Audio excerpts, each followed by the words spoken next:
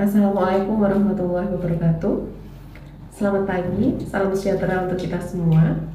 Perkenalkan, saya Apoteker Anggi Restiana, Magister Farmasi, selaku dosen program studi Profesi Apoteker Fakultas Ilmu Kesehatan Universitas Kediri.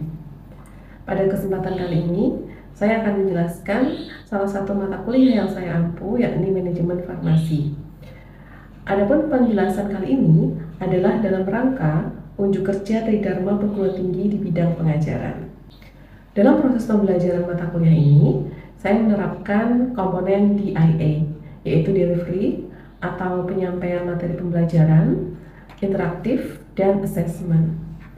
Delivery saya lakukan dengan penyampaian bahan ajar melalui petayangan, kemudian interaktif saya lakukan melalui diskusi, baik teks maupun lisan, pada e-learning dan berbagai metode daring seperti Telegram dan Edmodo. Sedangkan assessment saya lakukan melalui pemberian tugas, kuis, dan evaluasi untuk mengukur kemampuan mahasiswa secara objektif dengan metode pengumpulan data secara daring melalui e-learning dan metode daring lainnya. Sebelum masuk ke proses tersebut, izinkan saya untuk menjelaskan terlebih dahulu sebenarnya apa itu manajemen farmasi dalam perkuliahan. Pada mata kuliah ini, mahasiswa akan mempelajari peran dan tugas apoteker sebagai manajer di berbagai lingkungan kerja, seperti di apotik dan rumah sakit. Materi dalam mata kuliah ini disesuaikan dengan permasalahan di lingkungan kerja di bidang farmasi terkait drug management cycle, meliputi selection, procurement, distribution, use, dan supporting management. Sehingga diharapkan setelah lulus nanti, mahasiswa memiliki kemampuan manajerial dan dapat mengambil peran sebagai leader, decision maker, dan manager. Dengan mempertimbangkan berbagai kondisi lingkungan internal maupun eksternal di lingkungan kerjanya. Mata kuliah ini hadir untuk membekali lulusan sarjana farmasi Universitas Kediri untuk menerapkan dan memiliki keterampilan dalam melaksanakan proses manajemen dan kepemimpinan yang efektif dan efisien dalam praktek kefarmasian dalam rangka pelayanan kesehatan yang bermutu bagi masyarakat. Karena mata kuliah ini memerlukan kemampuan dalam menganalisa, maka mata kuliah ini diperuntukkan bagi mahasiswa semester 5 dengan bobot 2 SKS. Kemudian saya akan sampaikan masing-masing aspek DIA. Pada aspek delivery, dalam kami menyampaikan mata kuliah ini adalah berdasarkan capaian pembelajaran lulusan yang diharapkan. Dari capaian pembelajaran ini diturunkan menjadi capaian pembelajaran mata kuliah atau CPMK.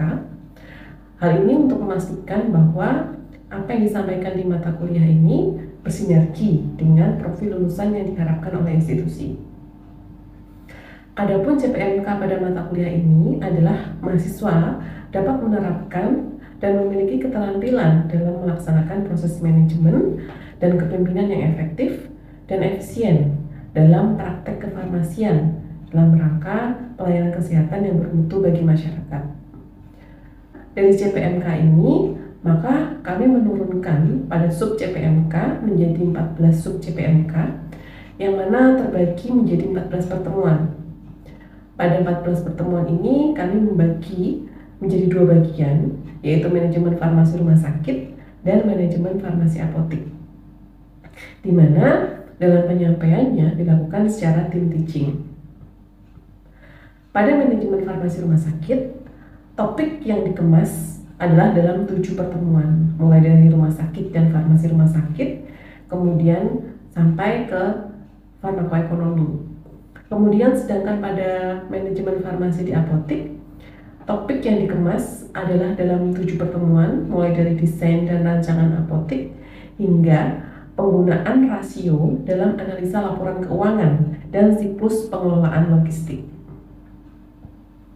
Di antara beberapa topik yang saya berikan merupakan integrasi beberapa hasil publikasi karya penelitian yang saya lakukan.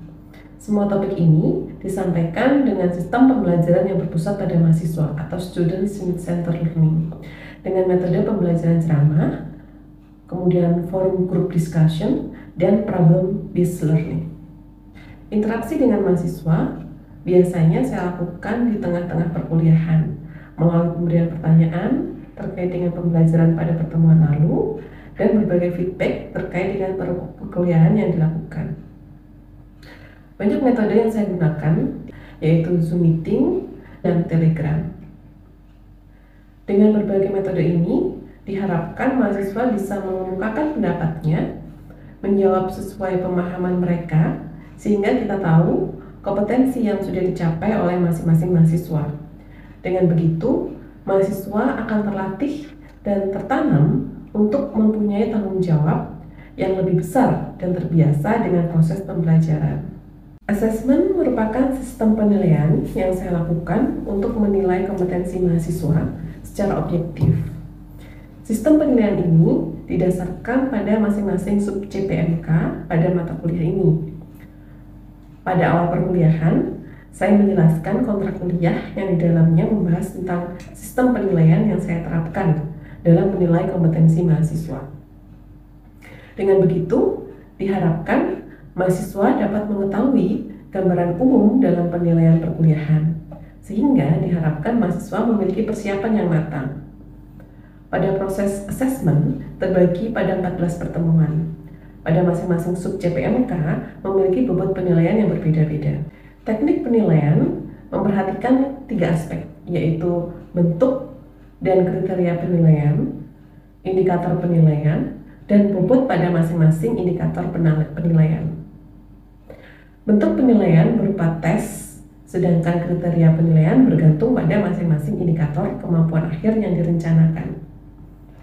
Pada indikator penilaian dilakukan melalui tes pilihan ganda dan bisa juga dengan tes uraian tertutup. Evaluasi dilakukan tiap 7 pertemuan, yakni UTS dan UAS. Materi yang diberikan sebelum UTS berbobot 40%, sedangkan materi yang diberikan setelah UTS memiliki bobot 60%. Assalamualaikum warahmatullahi wabarakatuh. Waalaikumsalam warahmatullahi wabarakatuh. Perkenalkan terlebih dahulu ya Bapak Ibu teman-teman, saya Anggi Restiana. Nah, pada kesempatan ini saya akan mengampu mata kuliah manajemen farmasi ya. Ya, jadi manajemen farmasi ini nanti akan diampu oleh 2 dosen gitu. Jadi silahkan dimanfaatkan sebaik-baiknya karena kami di sini bertugas untuk memfasilitasi teman-teman agar bisa mendapatkan ilmu yang lebih banyak lagi gitu ya. Sebelum kita memulai perkuliahan yang pertama, izinkan saya ya teman-teman untuk memberikan penjelasan terlebih dahulu terkait dengan manajemen farmasi yang akan teman-teman ampu. Kalau ada yang kurang jelas, kalau ada yang ingin ditanyakan dan ada ketidakcocokan, mungkin bisa teman-teman utarakan gitu ya. Jadi apa sih yang harus dicapai teman-teman setelah teman-teman belajar mata kuliah ini? Nah, kenapa ini harus saya sampaikan? Karena biar teman-teman bisa mengukur kemampuannya sendiri-sendiri. Mata kuliah ini membahas apa sih, Bu? Agar apa sih? Agar kita bisa mendapatkan kompetensi ini, apa sih yang harus saya pelajari? Gitu ya. Nah, kalian bisa baca di deskripsi singkat mata kuliahnya. Nanti akan saya beri RPS-nya, teman-teman. Jadi setiap perkuliahan nanti biar ada persiapan. Gitu ya. Nah, yang akan kalian pelajari itu adalah yang pertama, di semester sebelum UTS, ya, itu kalian akan belajar tentang pengenalan apa itu rumah sakit dan farmasi rumah sakit, kemudian seleksi obat, itu pengadaan obat di rumah sakit, metode pengadaannya seperti apa, sampai pengendalian, penyimpanannya, distribusi obat, sampai ke ilmu farmakoekonominya.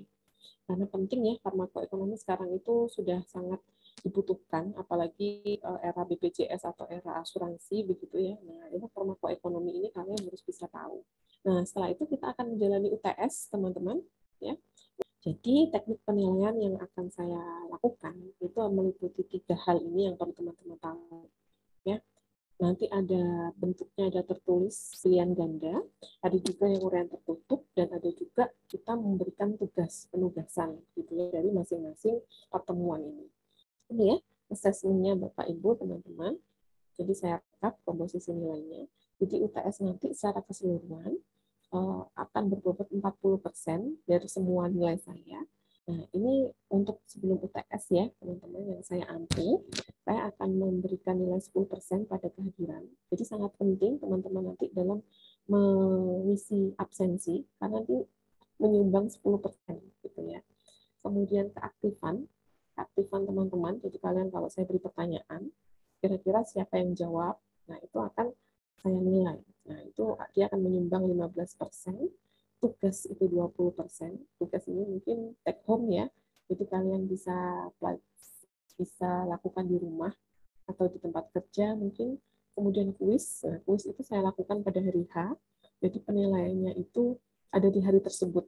Gitu. Entah di pertemuan 1 sampai 7 nanti kita lihat nanti gitu ya. Baru diakhiri dengan UTS. Nah, UTS ini memberikan penyumbang nilai sebesar 30% dari keseluruhan nilai yang materi yang saya ambil. Begitu teman-teman, ada pertanyaan sampai sini terkait dengan teknik saya mengajar nanti? Sementara belum, Bu. Oh, belum, Mas. Ini, Pak Dio. Jadi agendanya nanti kita akan kuliah gitu dengan menggunakan media sosial yakni Telegram. Jadi nanti mungkin PJMK bisa membuatkan grup Telegram begitu di grup ya. Jadi kalian pakai Telegram saja. Nah, nanti setiap pertemuan itu nanti saya berikan notif gitu ya. Mungkin saya diingatkan terlebih dahulu, baru saya akan mulai di situ. Nah, kalau misalnya di tengah-tengah ada yang kurang jelas dan butuh tatap muka, nah kalian bisa agendakan dengan Zoom meeting seperti ini. Zoom akan saya sediakan. Dan di awal pertemuan jangan lupa mengisi absensi. Well, absensi itu secara daring. Jadi seperti ini, saya akan memberikan absen di kolom chat. Jadi mungkin teman-teman bisa mengisi untuk pertemuan hari ini, begitu ya. Jadi silakan kalian isi untuk jam. Itu akan ketika kalian mengklik link itu akan ada tertera jam di situ. Nah, jam itu jangan diubah ya. Kemudian materi nanti ada yang saya berikan secara audio visual ya, baik YouTube mungkin, atau ada juga yang saya berikan melalui profile dan kalian kaji secara mandiri. Ketika kalian mengkaji dan ada yang kurang jelas, silakan ditanyakan di grup itu. Kita lakukan diskusi. Untuk yang pertemuan pertama ini, saya akan mengenalkan teman-teman terkait dengan farmasi rumah sakit dan rumah sakit. Ya.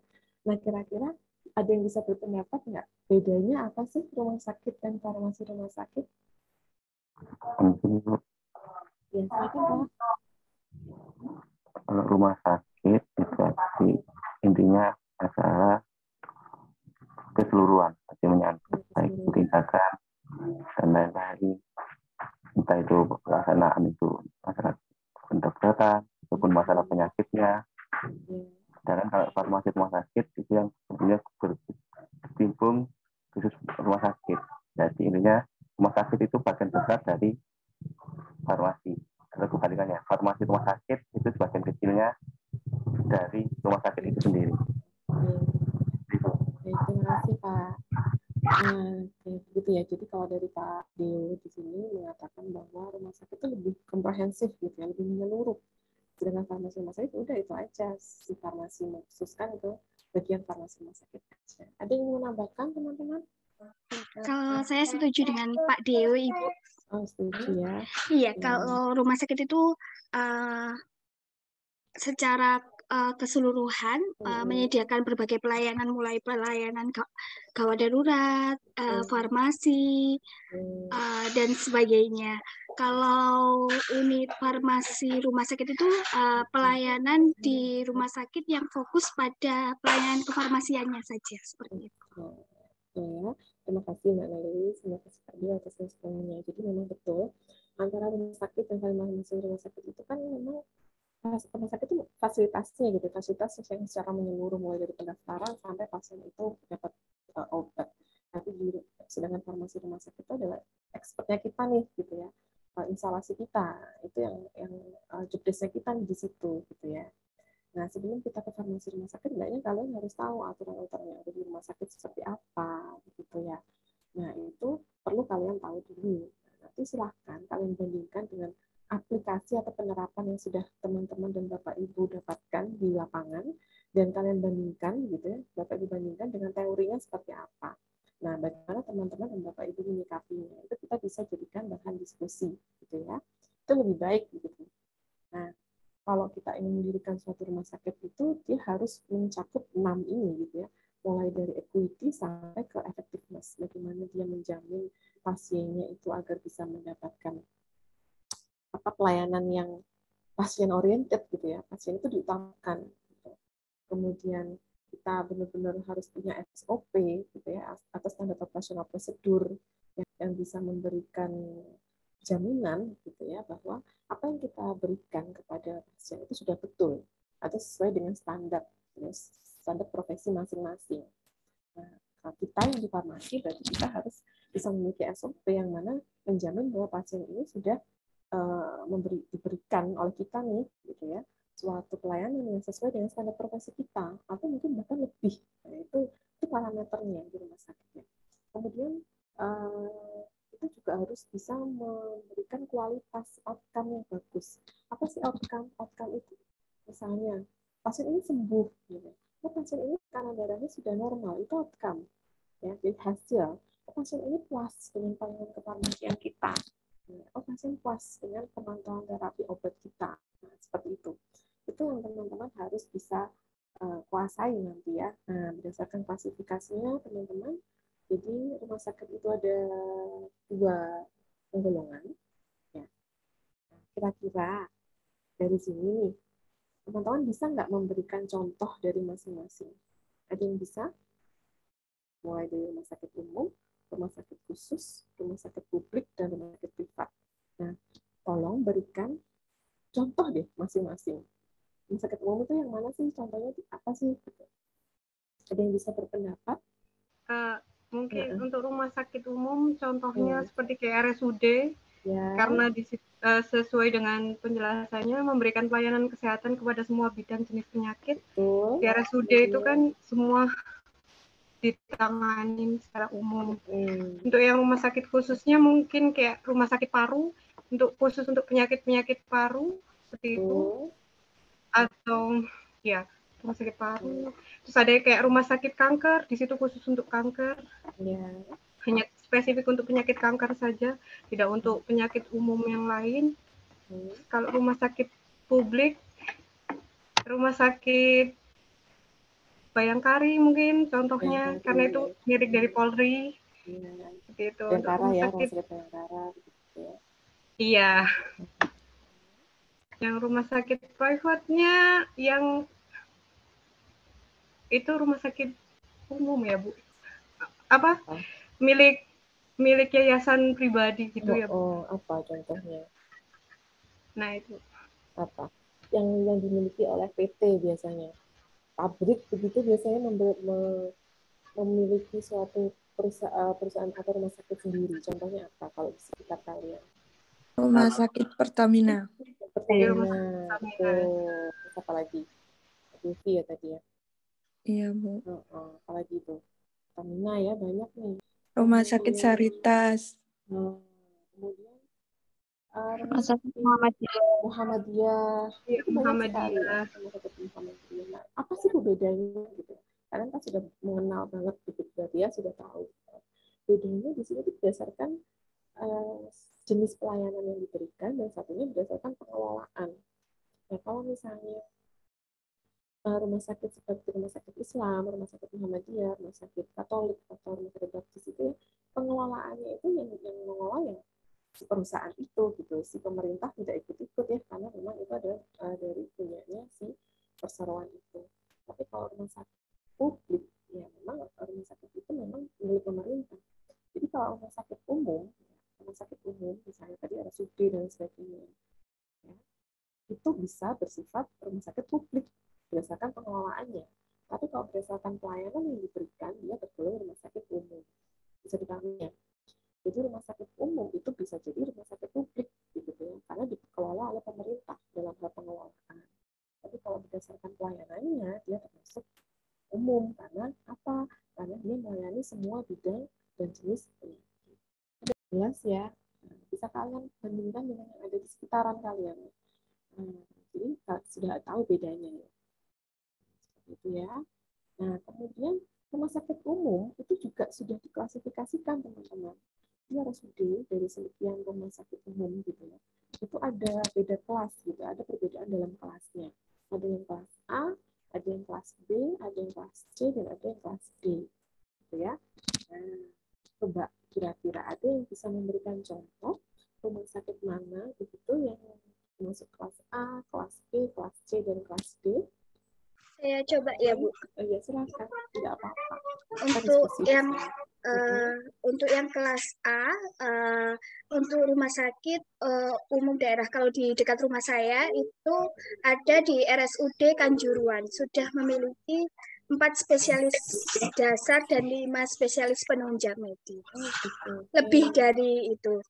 Terus untuk kelas B memiliki fasilitas paling sedikit 4 spesialis dasar. Kalau di dekat rumah saya itu ada di rumah sakit Chandra Dani, itu rumah sakitnya masih kecil, hanya masih terdiri dari spesialis anak, kandungan, terus dokter umum dan bedah minor, masih seperti itu saja, Ibu. Iya. Yang kelas C ada nggak contohnya di sekitar situ? Kebetulan kalau kelas C itu saya pernah tahu satu rumah sakit, itu di rumah sakit ibu dan anak itu masih ada cuma dokter bedah, dokter dalam, spesialis bedah, spesialis dalam, ibu dan anak itu. Itu saja. Ya. Kelas D ada nggak di sana? Saya belum pernah bertemu dengan. Coba untuk spesialis dasar teman-teman sudah tahu ya terdiri dari apa begitu ya. Ada kalau spesialis dasar kan beda gitu ya dengan spesialis penunjang medik dan spesialis lain, dan spesialis dasar itu berbeda. Spesialis dasar itu meliputi apa? Penyakit dalam, ya, spesialis anak, spesialis bedah, dan obgyn. Obgyn itu obstetri dan ginekolog. Nah itu adalah spesialis dasar. Tuh. Nah beda dengan penunjang medik. Kalau penunjang medik apa saja? Jadi penunjang medik itu ada anestesi, ada 5 spesialis penunjang medik. Jadi kalau lengkap itu ini spesialis dasar itu ada 4, gitu ya. Dalam, anak, bedah, dan obstetri dan ginekolog gitu ya.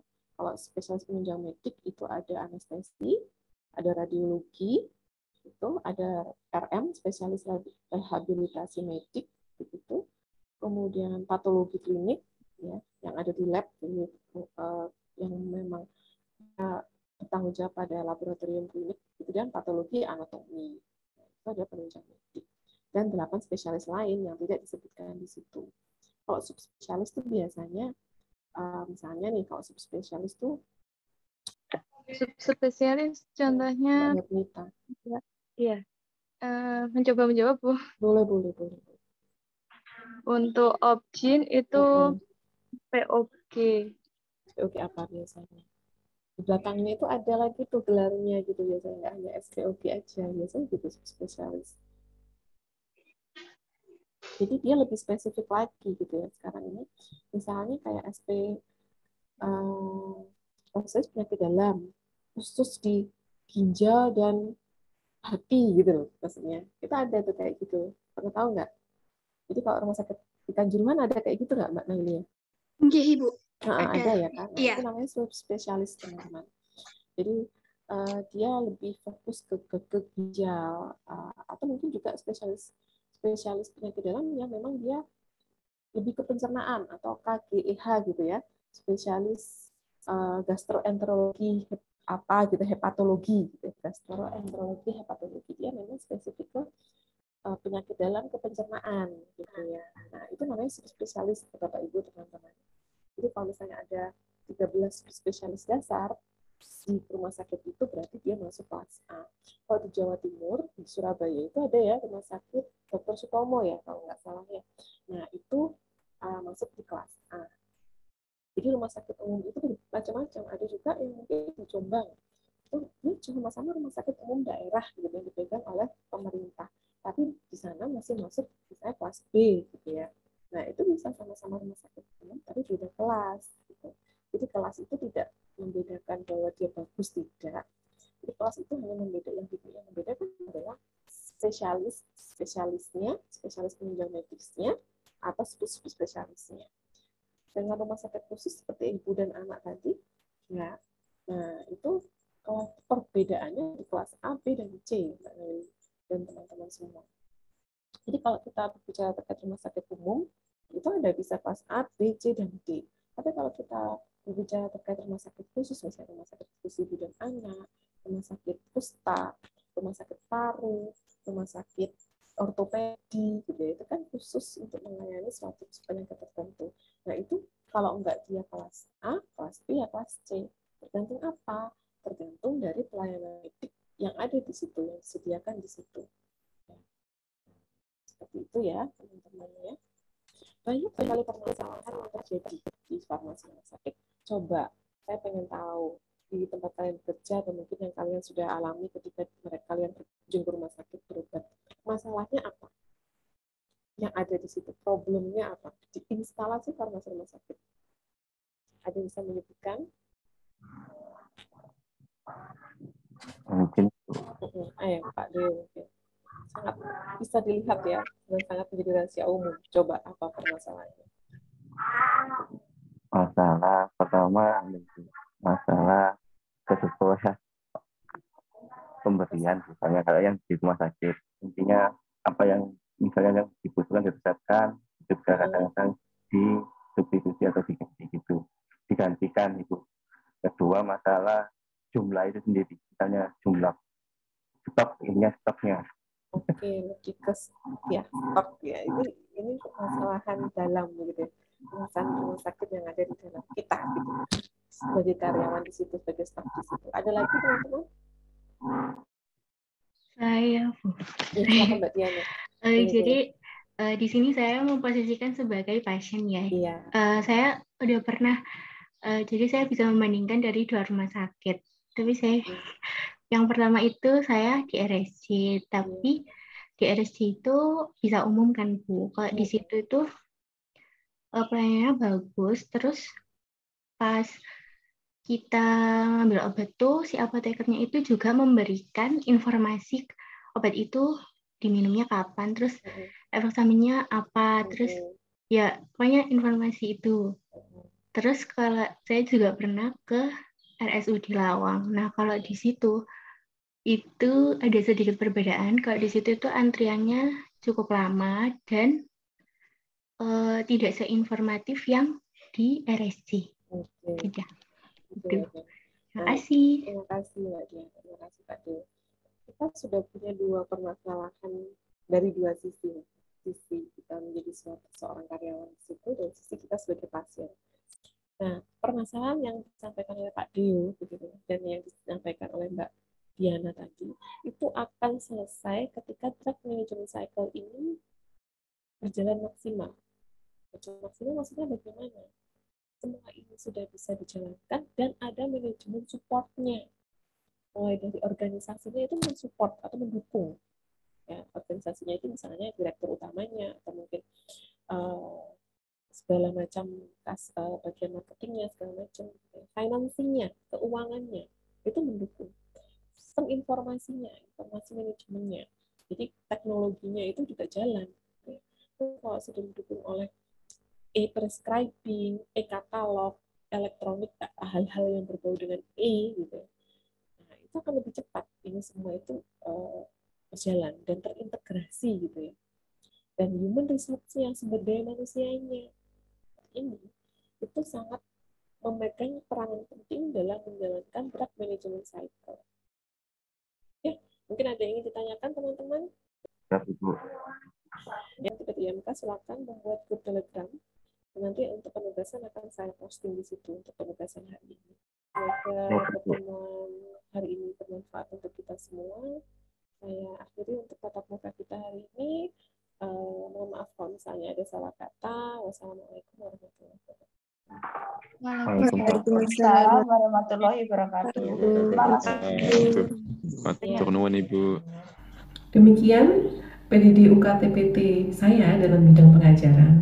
Semoga apa yang saya sampaikan bisa memenuhi salah satu syarat dalam unjuk kerja Tridharma Perguruan Tinggi. Terima kasih atas kesempatan yang sudah diberikan. Wassalamualaikum warahmatullahi wabarakatuh.